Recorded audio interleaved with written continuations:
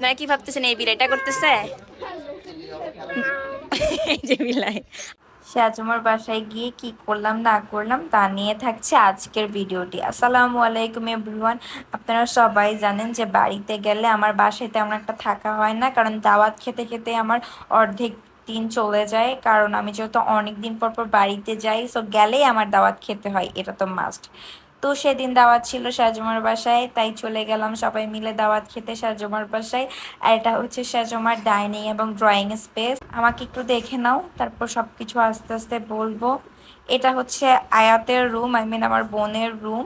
রুমটা কিন্তু অনেক সুন্দর করে সাজানো, বিশেষ করে পুতুলগুলো অনেক কুটো আমার বোনের মতোই। আর ওর ছোটোবেলার ছবিটা আপনাদেরকে দেখালাম, আমি এটাই বুঝাইতে চাইছি যে ও ছোটোবেলা থেকেই অনেক ঢঙ্গি।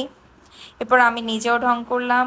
তবে যাই বলো তাই বলো না কেন, সেজমা হচ্ছে ঘরটা অনেক সুন্দর করে গুছাইছে।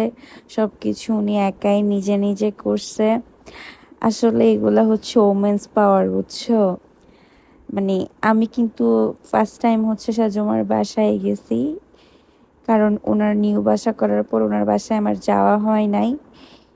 এরপরে এই তো আমাকে আবার দেখো, দেন সাজমা নাস্তা দিছে, অনেকগুলো আইটেমই করছে, আর প্রত্যেকটা আইটেম সাজমা ঘরে নিচে বানাইছে। এরপর আমার এই দুই বোন, ওই দুজনের আল্লাহ দেখে তো বাঁচি না। একজন কই উঠছে দেখো, আরেকজন ধইরা রাখছে যে ও পইরা যাবে, তাই কি এক অবস্থা। এরপর আমার বোন তো নাছোড়বন্দা, এবার আমি নাকি ওরে ঘুরাইতাম, তো ওর সাথেও আমি একটু মজা করলাম।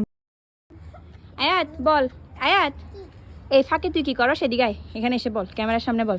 এই যে এই সাইডে আমাকে না উঠাই দিত আগে, এখন আমি নিজে নিজে উঠে মানে তুই এই ফাঁকে দিয়ে ঢুকে ওইখানে খেলার জন্য চলে যাস?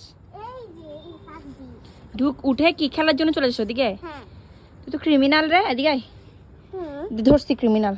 কেন, কি হয়েছে? কিছু হয় নাই, তুই যে ক্রিমিনাল। আমি কিছু করি না। তুমি তো কিছু করো না, যে চাঁদ। তুমি তো ভালো মানুষ, আমাদের ঘরে সবচেয়ে ভালো মানুষ হচ্ছে তুমি।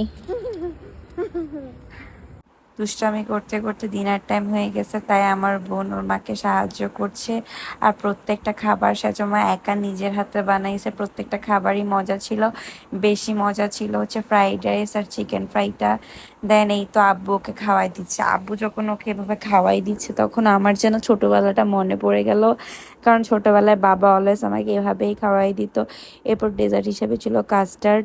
এরপর আমি যখন খাচ্ছি, আমার বোনকে তো খাওয়াই দিব। এই তো বিদায় বেলা চলে আসছে, বাবা ওকে কি জানি বুঝাচ্ছিল। দেন এই তো বিদায় নিব এখন।